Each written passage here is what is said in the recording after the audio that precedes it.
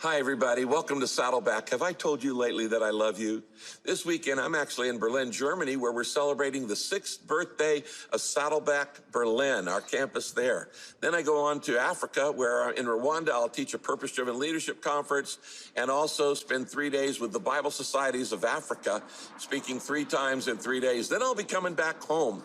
Now, I want you to save 3 dates, one in November, one in December, and one in January. I want you to know about these in advance. November 10th, Sunday evening, we're going to do the 2020 Vision Rally, where I'm going to share with you all of the goals that we're going to go after in the next decade at Saddleback Church. A big, powerful, fun, inspiring Vision 2020. That rally will be Sunday night, November 10th. You plan on being here for that. And then number 2, December 3, 4, and 5 is our 3-day Finishing the Task conference, where leaders from all around the world come in and help us plan mission strategy to reach the whole world. If you care about the whole world, if you care about missions, I want you to sign up for Finishing the Task conference, December 3, 4, 5. And then January 25 is the actual 40th birthday of Saddleback Church. 40th birthday, January 25. We're going to call that Homecoming Sunday. And we're inviting every former member and every former staff member to come to Saddleback on January 25th. If you know somebody who was a member of Saddleback in the past 40 years, we want to get their address so we can send a special invitation so everybody can come and be a part of Homecoming Sunday, January 25th. Now, this weekend, we're continuing our series on counterculture living in an age of outrage. If you missed the first 2 messages, go back and watch them online, including my message last week on counterculture kindness. This week, we're going to look at counterculture community. And back is the author of the book, Christians in an Age of Outrage, Dr. Ed Stetzer. Give him a warm welcome. Hey. Well, it is good to be here, Saddleback. Good to be here this weekend. So glad to be able to share with you. Love the, what a privilege that Pastor Rick Warren calls you up and says, hey, we want to do a series on your book, Christians in the Age of Outrage. And it's interesting because, he wrote a book, just a couple, and they sold, if you've got 60 million copies, I think Purpose-Driven Life. But when you put Purpose-Driven Life together with Christians in the Age of Outrage, they've sold over 60 million copies. So it's really pretty exciting to see that. So, it's interesting, though, because this theme is a theme that I wish we weren't talking about. I wish we didn't have to have a series at Saddleback Church and other churches around the country to talk about outrage, but the world we live in is broken and divided, and it seems to be getting worse.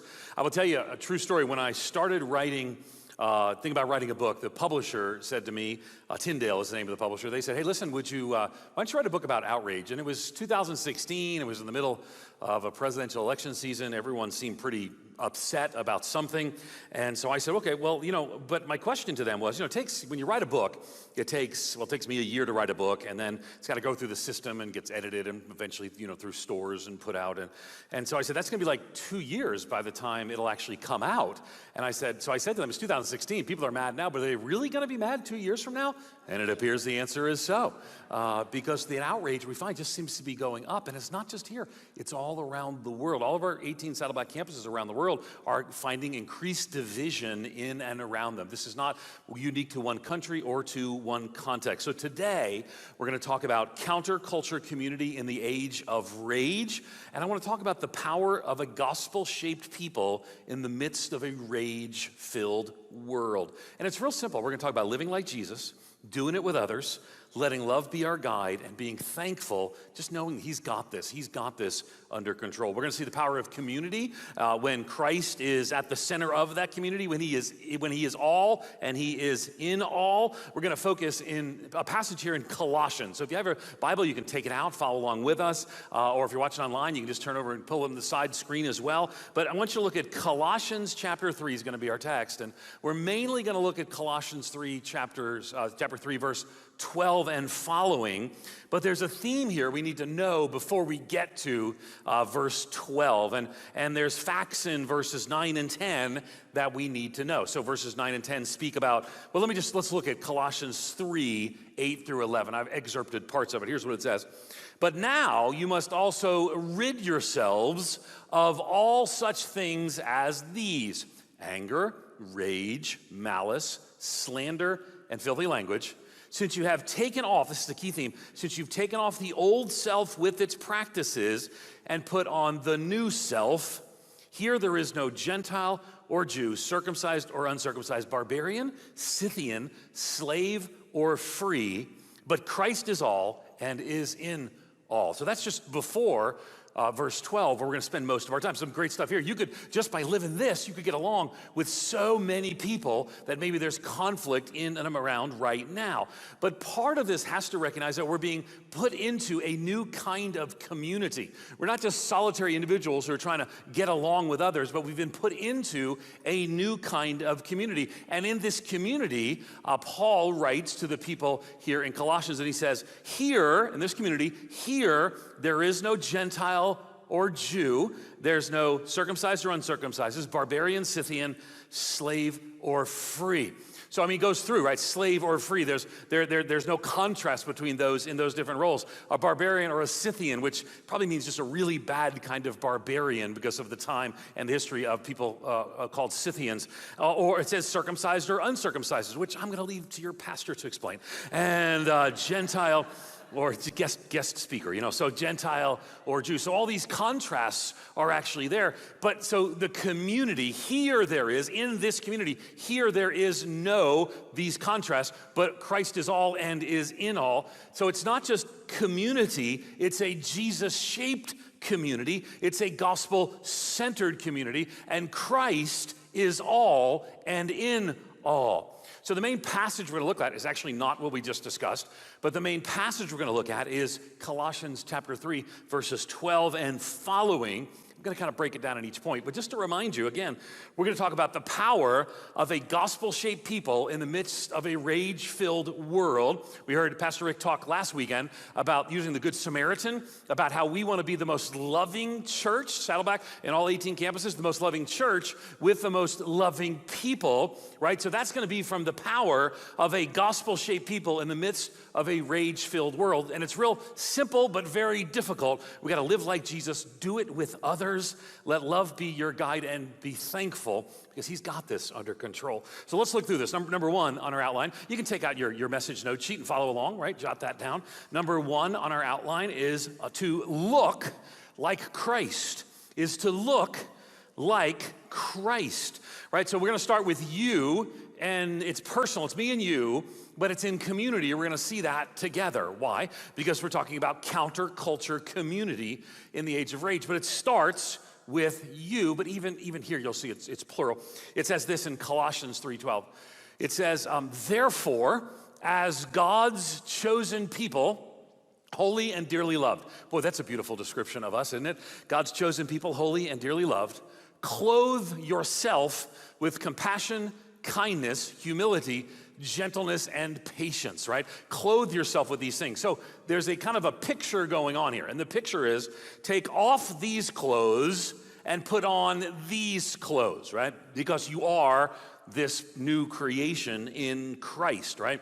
So, and I'm convinced that a Christian in biblical community who is putting on these clothes or these attributes or these characteristics, a Christian who's putting on these clothes / characteristics is going to be, in biblical community, it's the best antidote to an outraged world. And we need that, right? We need that all around the world. We need that. Now it talks about, I love how it talks about us as Christians, right? God's chosen people, holy and dearly loved. Holy, H-O-L-Y.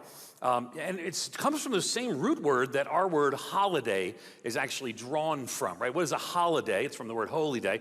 What's a holy day? It's a day set aside for a purpose, a remembrance, right? So we might have a national holiday. An Independence Day of a nation is a holiday. It's a day set aside for something. Well, so here's us, right? So now we are God's chosen people, thank God for that, holy or set aside and dearly loved. Aren't you thankful that God dearly loves you? I mean, what a great phrase. We're dearly loved. And so what happens is we're asking this question, should Christians who are God's chosen people, holy and dearly loved, should they live different than the world? Well, that's what this passage is about. This is who we are, okay? We are God's chosen people, holy and dearly loved. So clothe yourselves with these characteristics or these attributes. Now, the problem is a lot of Christians don't seem to be getting the message. And sometimes it's us, and we're not getting the message. Because it doesn't mean that every Christian, like one Christian is mean all the time.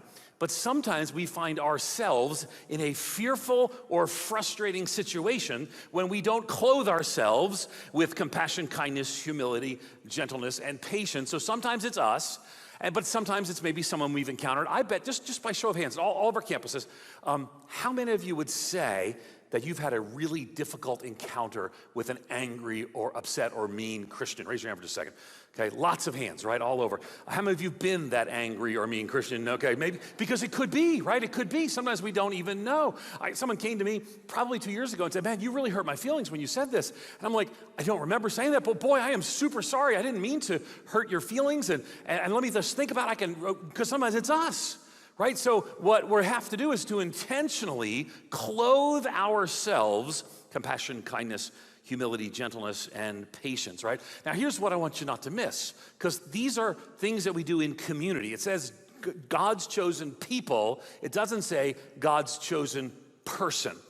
Right? So we're in this community together, right? And so then there's this idea that in community we're gonna sort of put on new characteristics or attributes. Now I don't know a lot about clothing or fashion, and I thought, how can I illustrate this point? And I said, well, I could take off my clothes and put on new clothes, and I thought that would traumatize all of us. And so I said, let's not do that. But you get the picture, right? I mean, the picture is you are something, so put on these things, right? What does this spiritual fabric look like in the flesh? Well, it tells us, right?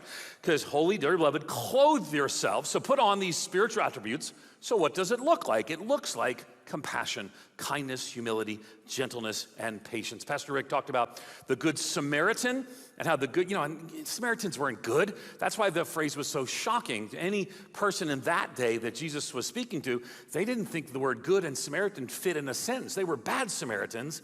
So Jesus tells a shocking story of a good Samaritan. And Pastor Rick encouraged us last week to be that kind of person. Well, today, I'm going to talk about the virtues and the values that actually we have to put on to be that kind of person. So let me say this.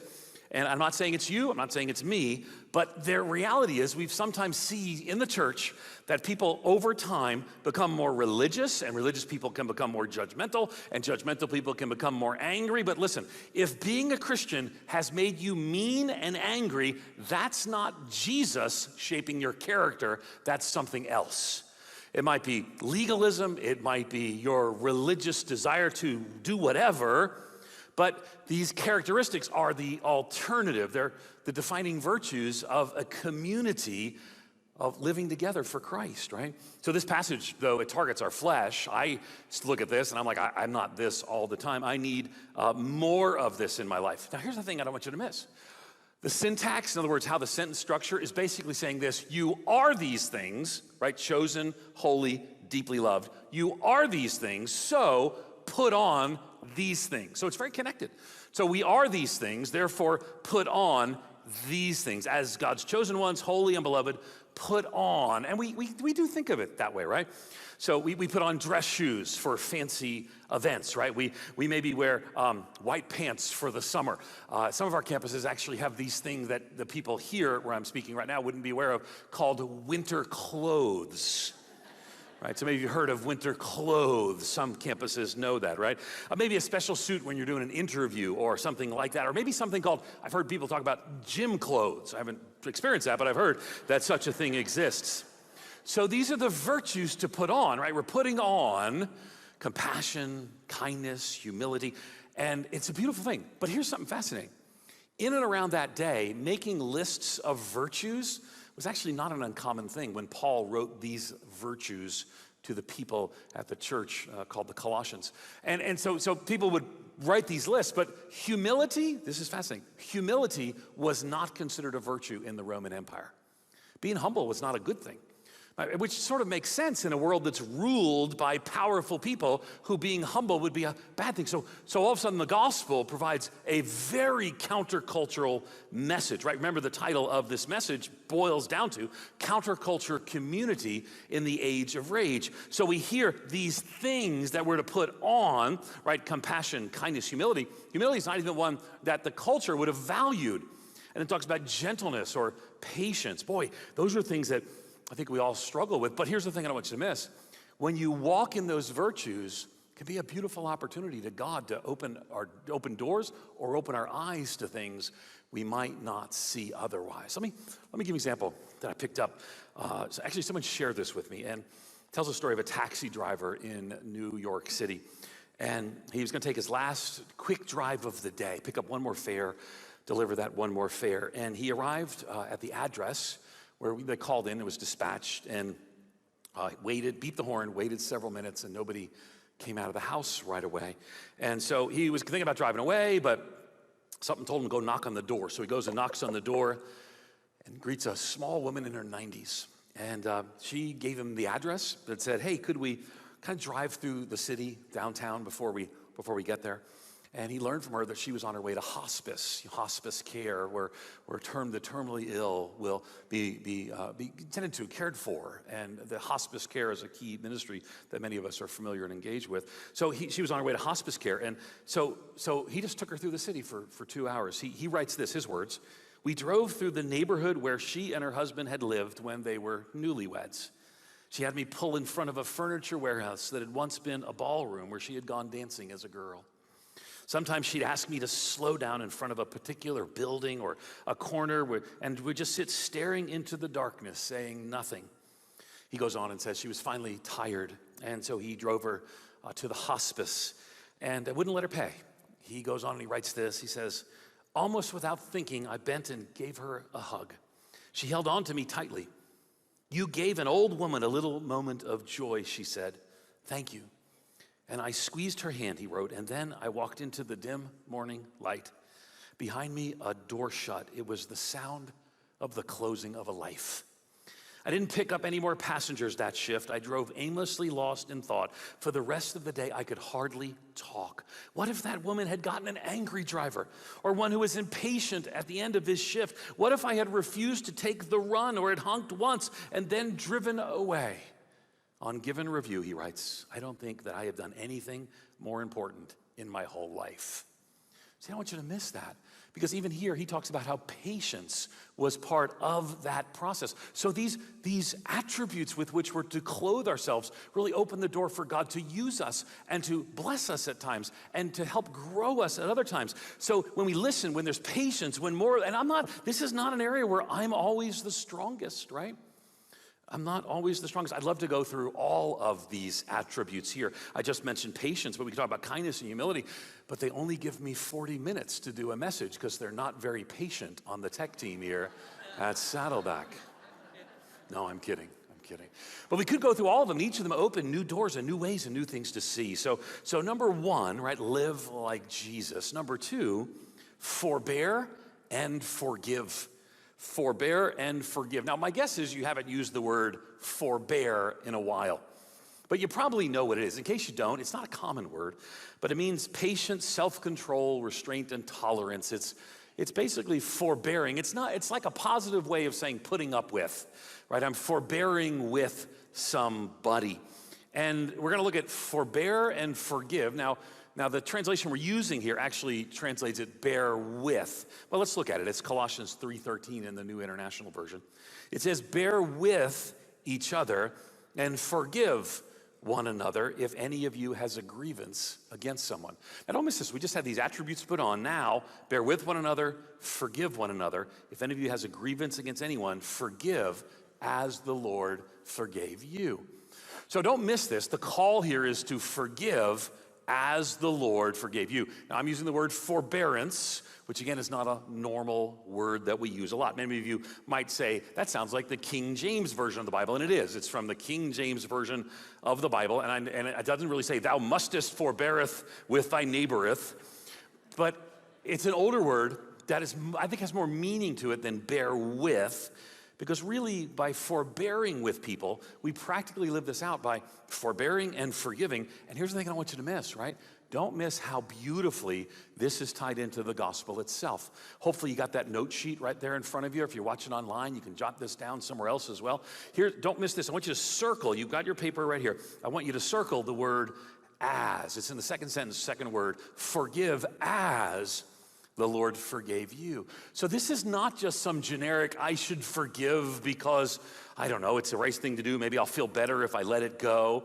But I'm forgiving in the manner and by the means of the gospel itself, of Christ's work himself, right? Forgive as the Lord forgave you. So I forbear, right? So forbear means, if you will, to sort of it's a good side of putting up with somebody for good motives and good reasons. And sometimes it can be little things, right? I put on Christ in the power of the Holy Spirit, and now for little things, I don't want them to get under my skin, right?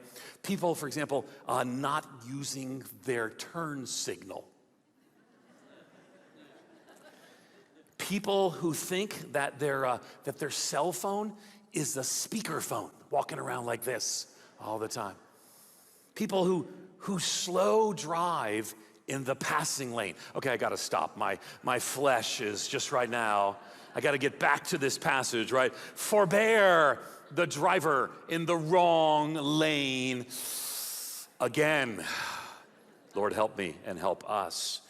But the Gospels are motivation for forbearing and forgiving. Forbearing and forgiving. Now, here's the thing I want you not to miss, right? The reason I like the word forbear rather than bear with, because it speaks to sometimes the challenge of the situation. Here's the deal. I want you not to miss this, right? Easy people are easy to forgive, right? What I'm talking about here is the person who is more difficult, the situation, the workplace, the family, the neighborhood. Forbearing is harder, right? So burdensome people are harder to forbear and to forgive. Some people are just more burdening in how they are. Now, right now it says, if that person is sitting next to you, do not look at them right now. You did, I saw several of you do that, right? It's like, he's talking about you, right? He's talking about you. But here's the deal, I may also be talking about you, because all of us in different times get into that situation. And it's amazing what people can do when maybe they're afraid, or maybe they're angry, or they're frustrated. So I'll give you an example. And it also relates to community, because remember, we're talking about counterculture community in the age of rage. Okay, so when I flew to come give this message this weekend, I got on a plane, and it was United Flight 684. And so I get on United Flight 684 to come here where I'm delivering this message this weekend. And so we had this sense that we were all associated. There was an association with us because all of us were looking at our boarding passes, and it said we were on United Flight 684, and it said gate E8. Now, so that meant that me and all of the people who are associated with United Flight 684 all make our way to E8. And then a really nice lady gets on the microphone and the speaker, and she says, we're gonna start boarding people. And so then, groups, people start boarding by groups. The first group looks down on the other groups in shame as they walk by to sit. Anyway, that's another story for another day. Okay, so then we walk down, we're waiting in the same gate area, E8. We walk down the same tube, if you will, into the plane. Then we sit in the same seats, just uncomfortably close to one another, and here we are, like really close to one another. So we are in association with one another. But then it got a little dramatic. So I'm sitting there in my seat, and some guy gets on the plane yelling and runs down the aisle shouting. Okay, this is a true story. I'm not making this up. This is not a pastor's story. This actually happened. So he runs down the aisle shouting, who will give us some space in the overheads for our musical instruments? Please, people, please. Now, you may be here at this service right now, and so I am telling the story accurately because this is where he and his wife was right here. So if you're here, welcome, but you could have been a little calmer. So what happens is the gate agent follows him in and says, get off this plane. And they say, no, we're not getting off this plane. And I'm saying, I know what happens next, is what I'm saying. I've seen the video, so I'm watching, right? So I'm just waiting, right? And so what happens is that the wife comes on, and I didn't get either of the names because I was too far away, but she actually gets on her knees in front of the gate agent, and you know what all the brave people around do? Here's what they do. So there's like 30 people videoing this at the very moment. Now the guy from the gate agent, he knows that everyone's videoing him, and nobody got the video of the guy screaming, running down the aisle. All they got's a picture of this woman on her knees saying, please don't take us off of the plane. So he thinks, I don't want to be on television. I mean, I don't know what he thinks. But he says, they kind of work a negotiation out. But here's the thing. People were yelling, people were mad at the gate agent, and then people were mad at the musicians, and all of a sudden, this whole group of people that were only united 684 is divided and not sure who's with whom. And I'm sitting there saying, this is a great sermon illustration. The Lord sometimes gives me those sermon illustrations. So we took off. Now we were still associated. We were just flight 684. We had some drama. Those people were still on the plane. Some people were mad. Some people were happy. A little turbulence started, and I'm thinking, opportunity to share the gospel, right? So I can start preaching right there. I didn't take the fullness of that opportunity. But then we land, right? And we go through the same tube out, and we then are done. And here's the thing, right? So we're together for over 3 hours, sitting so close to one another that it just shouldn't be, and yet we have association, but there's no actual participation in one another's lives. Now, here's the thing I don't want you to miss, right? We had proximity. Oh, do we have proximity? We had proximity, but we didn't have community. Now, here's the challenge. For a lot of people, you sort of have a service time that you come to. You're at Saddleback and you got a campus and a number of the time you come. And we go through the same doors and we sit in seats, sometimes uncomfortably close to one another, and we face forward without necessarily moving into any sense of life-changing community. And I just want you to hear this. I think for too many people at our 18 campuses around the world, you are in association with Saddleback, but not in participation with the lives of fellow believers. You're in proximity. God's calling you to be in community, and the necessity of that is where you will learn to forbear and to forgive. Now, I know some of you just went, well, I really like that speaker until a minute ago. But I gotta tell you, you gotta live this out. Now, sometimes we live that out in close family relationships or neighbors or more, but this means for us, some of you have been in association with Saddleback for too long. You need to be in participation.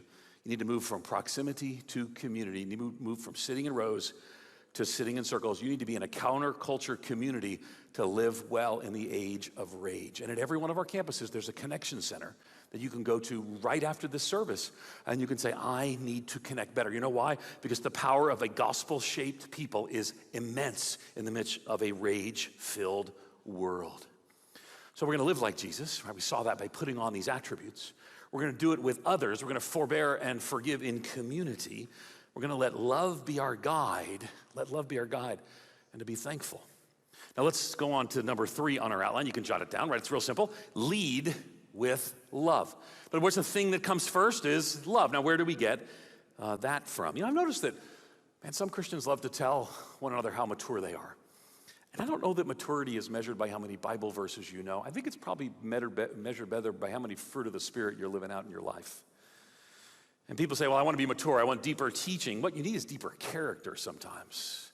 Now, again, I'm all in favor of deeper teaching, but maturity of faith in the Bible is so often evidenced by how we love others. So this is what Colossians 3:14 says. Don't miss this. It says, and over all these virtues, so this is something that's above the others, over all these virtues, put on love, which binds them all together in perfect unity. Now, if you're following the clothing metaphor here, you got to realize that they're not wearing the same kind of clothes that we wear. They're wearing robes, right? Or different levels of robes, because that's sometimes how they would protect themselves from the extreme heat. So, when it says here, put on love, which binds them all together, it's actually talking about a belt. I mean, that's what it's literally talking about, is put on a belt. And so I've actually brought myself a belt here today to illustrate the point, right? So it says to put on these virtues, right? And above all, put on love, which binds. So a belt, right? A belt would go on and around the robe. This is obviously not my belt. So above would go on and around the robe. And it would hold it in place. And it would be the primary thing that you see. See, we don't think of a belt like that. If you grew up where I grew up, you think of a belt means you're in trouble. Maybe you think of a belt as a fashion statement. But here, belt was the first thing that they would ultimately see. So it says, above all these virtues, put on love. Why? Because from our love from God, who saved us, we're indwelt now by the Holy Spirit, we're now living a different kind of life. This is what keeps the church together, is that reality of love. Love is like the belt. Right, now why? Because it holds all of these things together. Now, we find ourselves in 2019 with a divided world, and I believe the thing that the world needs most in the midst of its division is a united and loving church. Now again, notice how it's a community here, right? So above all these virtues, put on love. It's saying to the people here, the Colossians, right, put on love, which binds them all together in perfect unity. It brings those things together. Now here's the thing, because the church here, the Colossians, actually had some people who were claiming like superior wisdom and knowledge. And Paul's pretty much saying, the Apostle Paul's pretty much saying here, listen, all your visions and all your special ideas and how super smart you are, you need love. That's what you need. You need to learn to love one another. Can I tell you, 2019, we can know every verse of the Bible from the beginning and the back, and if we're not loving, we're going to fail God's mission in our culture and in our time. So, but for sure, we need this loving church. Paul calls this elsewhere the more excellent way. So in the day where we live, right, where people are being discipled by their cable news choices and being spiritually shaped by their social media feed, Jesus shows us a better way. Paul calls it a more excellent way. A loving church in true community produces Christians who counter the age of rage. So that's when Pastor Rick asked me to talk about community. It's a big part of what I write about in Christians in the Age of Outrage, is that we together as God's people are showing a different way, a better way, what Paul the Apostle calls in 1 Corinthians, a more excellent way. It points to the power of a gospel-shaped people in the midst of a rage-filled world. Live like Jesus, do it with others, let love be your guide, and be thankful. Number four. And I want to talk about this one, because I think this speaks to some of the cause of why people are so angry today, including some Christians. I don't know, I can't say this without just being honest. There's a lot of Christians who've got a lot of rage online nowadays. And there's literally hundreds, maybe thousands at Saddleback that are struggling with this as well. Now, how then do we, and if it's online, it's just an expression. Online just gives us the opportunity to be the worst we can be without getting consequences here. By the way, you know what a loving community does? A loving community sees a sister or a brother acting in ungodly ways online and says, can I just speak love and grace and life into your life and say this may not be the best way to do this? But why? Because number 4 is dwell in peace. You see, this rage is fueled by often fear, or some form of anger, of loss. Dwell in peace. Listen to what it says. Let the peace of Christ rule in your hearts. Since as members of one body, there's the unity of the community. Remember, this is counterculture community in the age of rage. Such as members of one body, you are called to peace and be thankful. Now, you might say, well, how can we have peace in our heart when all these things are going wrong around us? And I totally get it, right? And you may be in the midst of a personal, tumultuous situation. There may be something you say, Ed, I cannot have peace in this, and I get it. I've been there. I've been in the depths of despair or in the height of argument. I understand. But we can't live there, and at the end of the day, we have peace. Why? Let the peace of Christ rule in your hearts. Why? Because we have been called to peace. Here's why. You know why? I can have peace in the midst of a tumultuous world. Here's why, right? I read the end of the book. Jesus wins.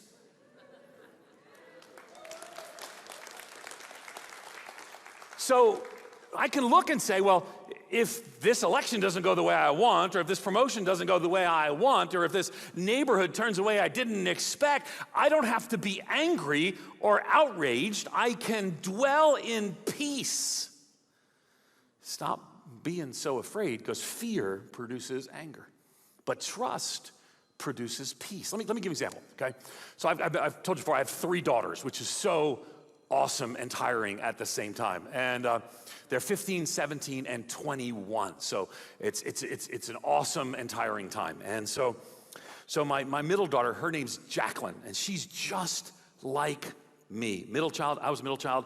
It looks like me. If you slap a goatee on her, you'd think it's me. And we're close, and I love Jacqueline, but I remember when she was little, and sometimes, you miss those days when they're little, and I remember because we had a little swing set in the backyard, and Jacqueline, she'd climb up the swing set, and you could go down a slide up there, and the swings would kind of go offside, and there was this one section that you could sort of squeeze around, and you weren't supposed to do this, but you could jump from the top platform to wherever. Now, it was too high. If you jumped, you would fall and hurt yourself. So Jacqueline would never do that. But somewhere along the way, Jacqueline sees me walking by. I don't know how old she is, but she's just a few years old. Sees me walking by and says, "Daddy," and then throws herself into the air, into what was really not my arms, right? So she kind of hits me and I grab her, right? And so we kind of had a thing, right? I would have to avoid that swing set because Jacqueline's waiting, here comes Dad, "Daddy!" And then she'd jump. And my job was to catch her. Now, here's the deal. If I didn't catch her, she was gonna break something. This was not a smart idea. But she had this sense in her that Dad's got this. Dad's got me.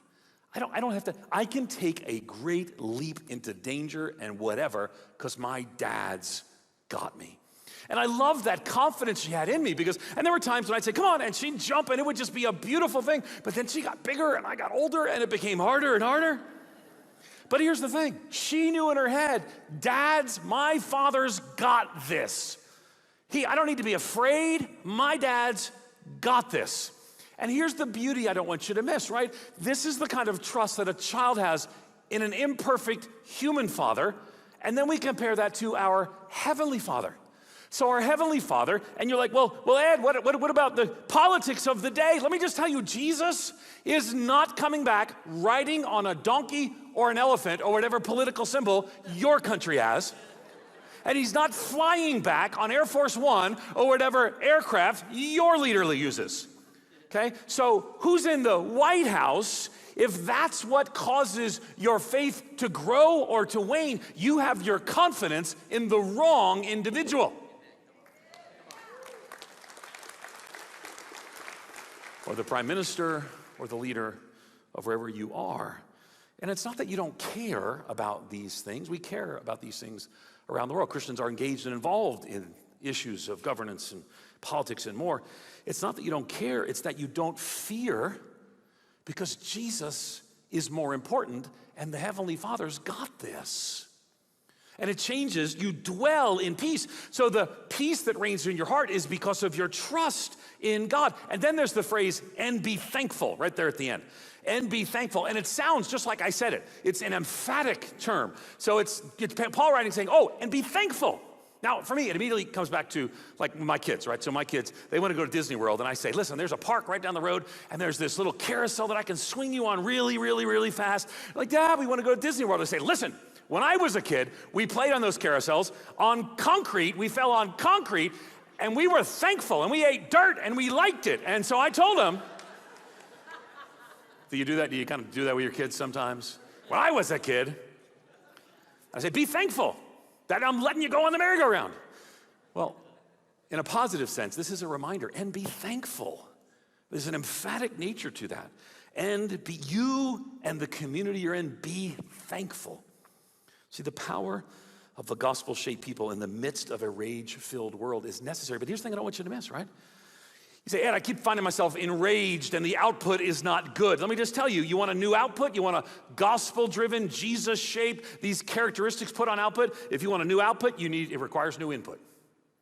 You need to find new things in your heart that shape you. Maybe step away from the cable news channel. Step away from the social media and recognize that Christ is all and in all. That's where we started this passage, right? Verse 11, Christ is all and in all, because that's exactly what Paul writes to the church here, the Colossians. He says this, after laying all this out before us and ending with this, "and be thankful," he then says this, listen to it, listen to the beauty of it. "So let the message of Christ dwell among you richly. Among you richly." It's a community now. as you teach and admonish one another with all wisdom, through psalms and hymns and songs from the Spirit, singing to God with gratitude in your hearts. And whatever you do, do it, whether in word or in deed, do it all to the name of the Lord Jesus Christ, giving thanks to God the Father through him. See, it's moved into the sense that if we're going to live as counterculture community in the age of rage, it's actually not going to be because we attended a Saddleback campus or watched online today. It's going to be in community. Again, that connection center where you can say, Pastor, I want to move from sitting in rows to sitting in circle to being in community with other people. And the beauty of this here, let the word of Christ dwell in you richly, teaching and admonishing one another. That's where in small groups somebody is speaking to your heart and to my heart, singing psalms, hymns, and spiritual songs with thankfulness in our heart to God. Why? Because Christ is all and in all. So here's what I don't want you to see. I don't want you to see this message as be nice to other people. I'm not that there's anything wrong with that. But I want you to see this message as you're not going to be driven by a culture of rage wherever you are in the world because you have met Christ. You are chosen, holy, and deeply loved. So you are going to put on these godly attributes. And your all-encompassing concern is Christ is all and in all. So what is filling your vision is a vision of the beauty of Christ in community with other believers, because we're talking counterculture community in the age of rage. And simply, you're going to live like Jesus. Do it with some others. Let love be your guide and be thankful. You know why? Because he's got us. He's got this. You don't have to live in fear. Your one angry comment that you want to use to try to change the political sphere or the server at the restaurant or the neighbor that's not listening, and you lose it and you dishonor Christ with your words, can I tell you, that's probably not going to make a difference. Leaders of the government are not actually monitoring your Facebook page waiting for you to tell them what to do. There's plenty of forces on them. You know what you've got? You've got Christ, and you've got a Father, and he's got this. So how do we live as counterculture community in the age of rage? We live that way by trusting in Christ. But how do we do this? By living like Jesus. Put this off, put on this. We are, so we put on. Do it with others. Get in a small group. Be a part of that community. Let love be your guide. Let it be the belt that holds it all together, and be thankful.